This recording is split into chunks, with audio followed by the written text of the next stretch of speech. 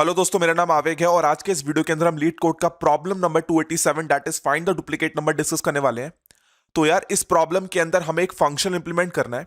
इस फंक्शन के आर्गुमेंट में एक एरे पास होगा और इस एरे में केवल n+1 इंटीजर अगर हुए, क्वेश्चन में बोला है अगर एरे के अंदर n+1 इंटीजर हुए तो उसका हर इंटीजर 1 से लेकर n की रेंज में ही लाई करेगा। और यार ये भी बोला है कि इस एरे के अंदर एक ऐसा इंटीजर है जो अपने आप को रिपीट कर रहा है, जो मोर देन 1 टाइम्स आ रहा है। हमारा मेन टास्क इस क्वेश्चन में यह है कि हमें उस नंबर को रिटर्न करना है। लाइक फॉर एग्जाम्पल, अगर आप एग्जाम्पल नंबर 1 में देखोगे तो ये आपके पास एरे था, इसमें 2 रिपीट कर रहा था तो हमने 2 को रिटर्न कर दिया। एग्जाम्पल नंबर 2 में ये एरे है, इसके अंदर 3 रिपीट कर रहा है तो हमने 3 को रिटर्न कर दिया। तो यार इस प्रॉब्लम को सॉल्व करने के बहुत सारे मेथड्स हैं, हम एक एक करके सारे मेथड्स डिस्कस करते हैं। तो सबसे पहले देखते हैं मेथड नंबर 1। लेट्स से हमारे पास एक एरे गिवन है जिसका साइज है 5, इसके अंदर एलिमेंट्स हैं 3, 1, 2, 4, 4। इसका साइज कितना है? इसका साइज है मेरे पास 5, यानी कि इस एरे के अंदर हर एलिमेंट 1 से लेकर 4 की रेंज में ही लाई करेगा, और हां कर भी रहा है। तो यार मेथड नंबर 1 क्या बोलता है? ये बोलता है कि आप ना पहले एरे को सॉर्ट कर लो, मर्ज सॉर्ट लगा दो, एरे को सॉर्ट कर लो। जब मैं एरे को सॉर्ट कर लूंगा तो हमारा एरे बन जाएगा 1 2 3 4 4। उसके बाद क्या करना है हमें? उसके बाद कुछ नहीं, इसमें इटरेट करना है।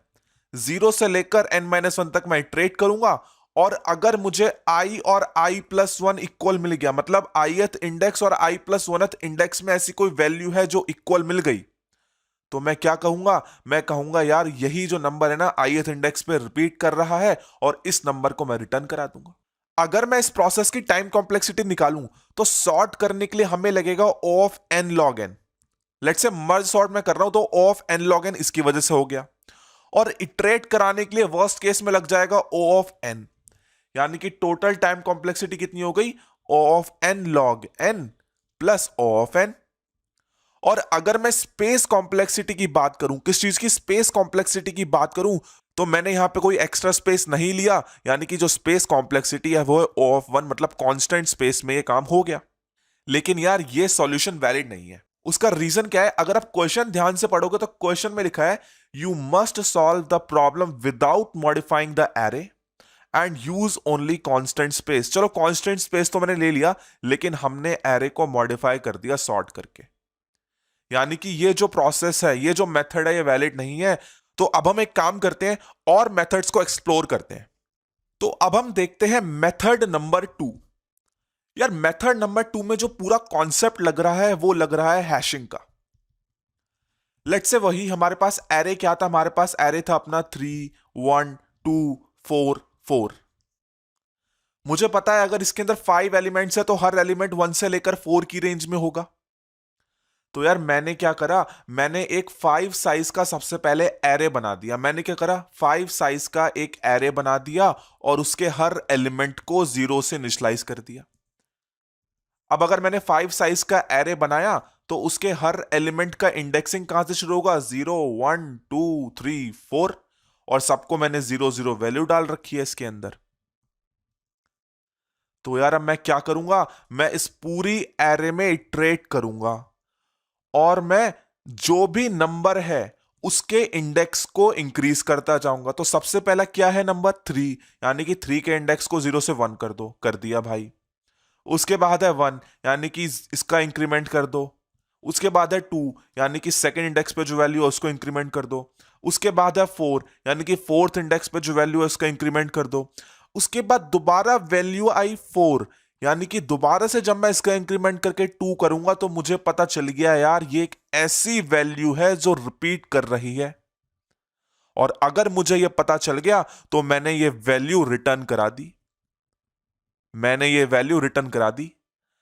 तो यार अब इस केस के अंदर अगर आप टाइम कॉम्प्लेक्सिटी की बात करोगे तो टाइम कॉम्प्लेक्सिटी कितना लग रहा है?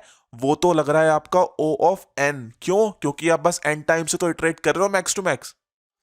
लेकिन अगर मैं स्पेस कॉम्प्लेक्सिटी की बात करूं तो ये मेरा लग जाएगा O ऑफ n, ये भी इतना ही लगेगा। उसका रीजन ये है कि मैंने एक्स्ट्रा एरे डिक्लेयर करी है, मुझे एक एक्स्ट्रा स्पेस डिक्लेयर करनी पड़ी n साइज की, जिसकी वजह से space complexity O of n हो गई। लेकिन यार क्वेश्चन में बोला है कि आपको कुछ ऐसा मेथड ढूंढना है जिसमें स्पेस कॉम्प्लेक्सिटी कांस्टेंट हो एंड आपको जो एरे है उसको भी मॉडिफाई नहीं करना। तो कोई ऐसा मेथड है कि जो क्वेश्चन में स्टेटेड है वही हम कर सके? तो इसका आंसर है हाँ, एक ऐसा मेथड भी है। तो अब हम एक काम करते हैं, उसी मेथड को डिस्कस करते हैं। तो अब हम देखने वाले हैं मेथड नंबर 3।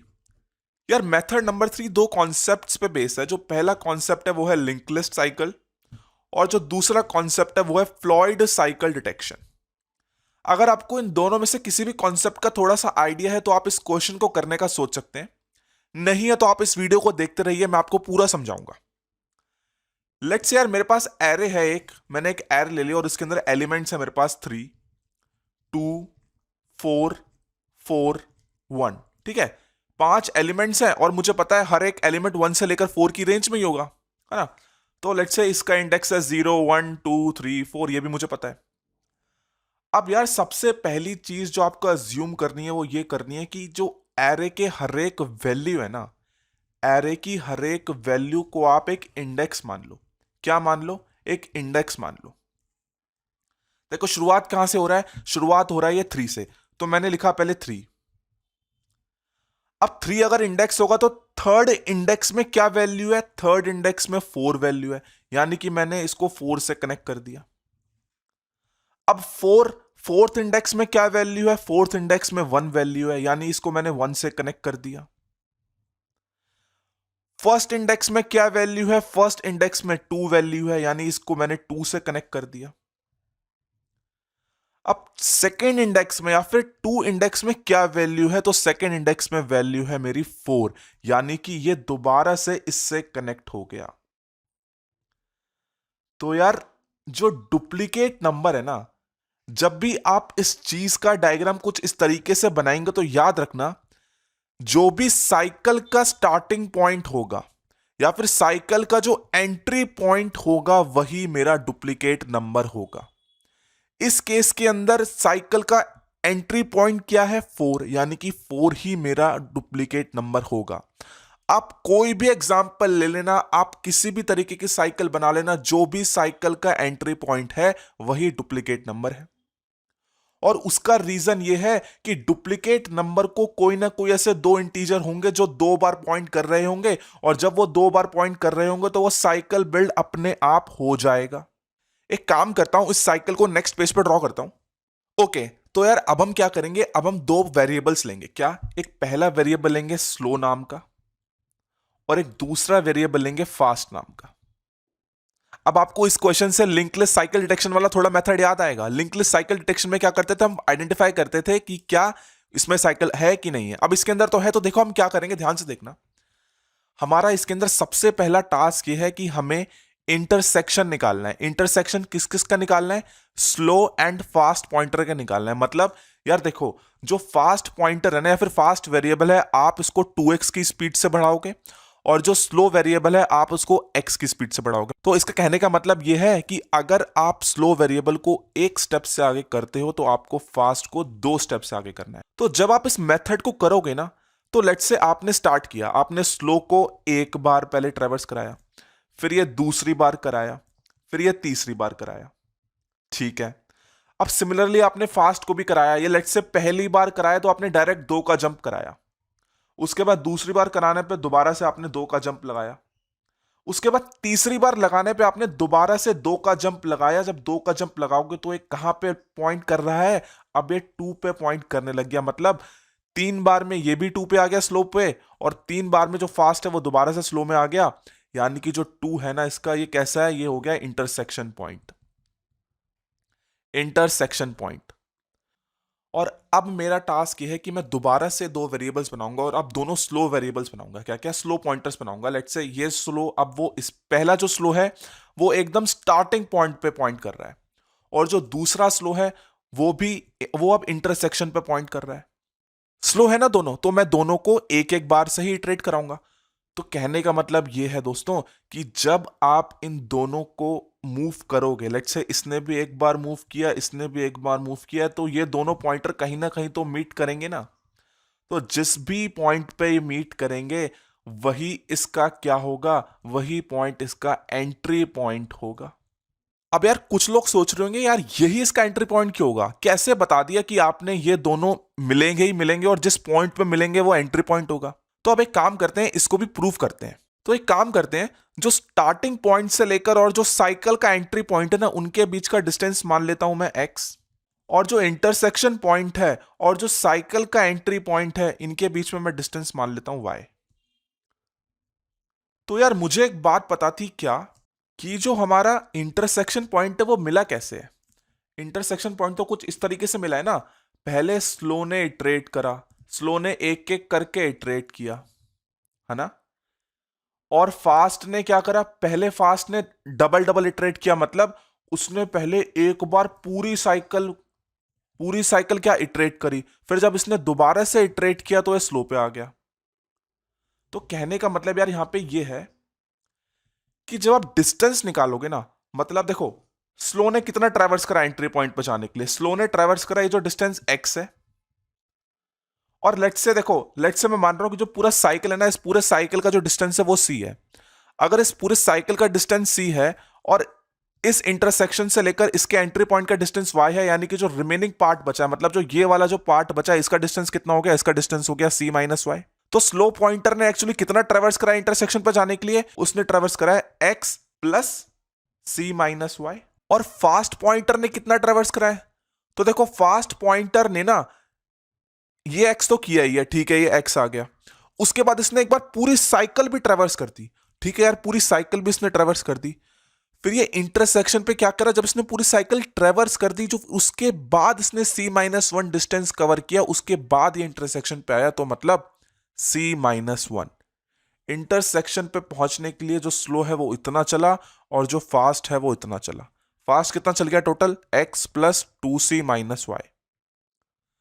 अब यार मुझे एक बात पता थी क्या, कि जो फास्ट है ना वो 2 टाइम्स है स्लो के।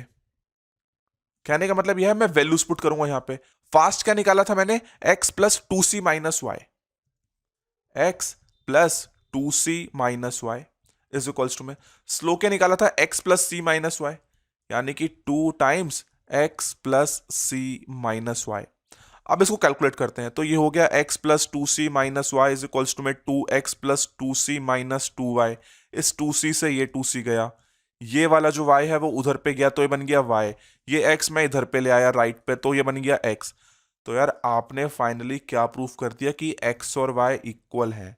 x और y इक्वल कहने का मतलब ये है कि जो स्टार्ट है ना, स्टार्ट मतलब ये वाला पॉइंट जो 3, ये है स्टार्ट पॉइंट, स्टार्ट और साइकिल का एंट्री पॉइंट, या फिर इंटरसेक्शन और साइकिल का एंट्री पॉइंट, इन दोनों के बीच में डिस्टेंस सेम है, मतलब x है इसका y है, तो ये दोनों चीज क्या है, ये दोनों चीज इक्वल है। तो तभी मैंने क्या कहा था कि जब आप यहां पे 2 पॉइंटर रखोगे, एक स्लो यहां पे रख दिया, एक स्लो यहां पे रख दिया, दोनों को एक एक कदम आगे बढ़ाओ तो दोनों एक ना एक जगह तो मीट करेंगे, और जहां ये मीट करेंगे वही साइकिल का एंट्री पॉइंट होगा, और वही मेरा एंट्री पॉइंट है। और मैंने ये बोला था कि जो भी साइकिल का एंट्री पॉइंट है, जो भी साइकिल का एंट्री पॉइंट है वही मेरा डुप्लीकेट नंबर है, और उसको मैं रिटर्न करा दूंगा। तो इसके अंदर एंट्री पॉइंट क्या आया था, 4, और एरे के अंदर जो मेरी एरे था उसमें आप देख सकते हैं कि 4 रिपीट कर रहा है, यानी कि मैंने उस चीज को क्या कर दिया, रिटर्न करा दिया। तो अब मैं अगर इसकी टाइम कॉम्प्लेक्सिटी की बात करूं, तो जो मेरी टाइम कॉम्प्लेक्सिटी है वो है बिग O ऑफ n। एक बार मैं आपको कोड में भी बता दूंगा कि बिग O ऑफ n कैसे है। वैसे तो इस पूरे मेथड को जो लगाओगे उसकी time complexity big O of n है, और जो इसकी स्पेस कॉम्प्लेक्सिटी है, स्पेस कॉम्प्लेक्सिटी के लिए मैंने कोई भी एक्स्ट्रा स्पेस यूज ही नहीं करी, यानी कि इसकी स्पेस कॉम्प्लेक्सिटी कितनी है, कांस्टेंट है, that is big O of 1। तो यार अब एक काम करते हैं, लीड कोड प्लेटफॉर्म पे चलते हैं और देखते हैं इसका कोड हम किस तरीके से लिखेंगे। तो यार ये है मेरा कोड। तो सबसे पहले मैंने क्या करा, अगर एरे के अंदर केवल एक एलिमेंट प्रेजेंट हुआ तो कोई ढूंढने का मतलब ही नहीं है रिपीटेड एलिमेंट, यानी कि मैंने -1 रिटर्न करा दिया। उसके बाद मैंने दो वेरिएबल्स बनाए, एक बनाया स्लो और दूसरा बनाया फास्ट। मैंने स्लो को बोल दिया कि जो 0th इंडेक्स पे जो वैल्यू है उस पे हो जाओ, और जो फास्ट है ना वो 0th इंडेक्स पे जो वैल्यू है, फिर जो वैल्यू है उसके इंडेक्स पे जो वैल्यू है, यानी कि नम्स ऑफ 0 पे जो वैल्यू है उस पे पहुंच जाओ। उसके बाद क्या हो रहा है, उसके बाद आपको स्लो को एक एक बार इटरेट कराना है, फास्ट को दो दो बार इटरेट कराना है। तो जो ये जब पूरा मेथड है ना, like slow is equals to nums of slow, ये उसको एक एक बार ही इटरेट कराएगा। लाइक पहले मैं उस इंडेक्स पे गया, फिर इंडेक्स पे जो वैल्यू है वो जो वैल्यू है वो इंडेक्स बन गया, फिर मैं उस इंडेक्स पे गया। तो यार इस तरीके से जिस तरीके से हमने साइकिल बनाई थी उसी तरीके से ये लूप यहाँ पे काम कर रहे हैं। तो जो स्लो है वो एक एक करके आगे बढ़ रहा है, और जो फास्ट है वो दो दो की स्पीड से आगे बढ़ रहा है। तो जैसे ये स्लो और फास्ट इक्वल हुए, यानी कि वो इंटरसेक्शन पॉइंट पर पहुंच गए। तो अब मैंने क्या कहा, मैंने कहा चलो एक काम करते हैं, स्लो को इंटरसेक्शन पॉइंट पर रहने देते हैं, लेकिन फास्ट को एकदम स्टार्टिंग पॉइंट पर वापस ले आते हैं। उसके बाद मैंने दोनों को इटरेट कराया सेम स्पीड से, स्लो को भी एक से कराया, फास्ट को भी एक से कराया।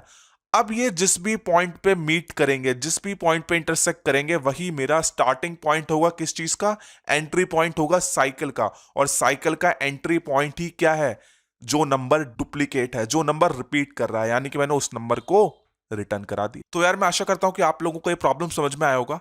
मैं मिलता हूं आपको नेक्स्ट वीडियो में। Thank you very much.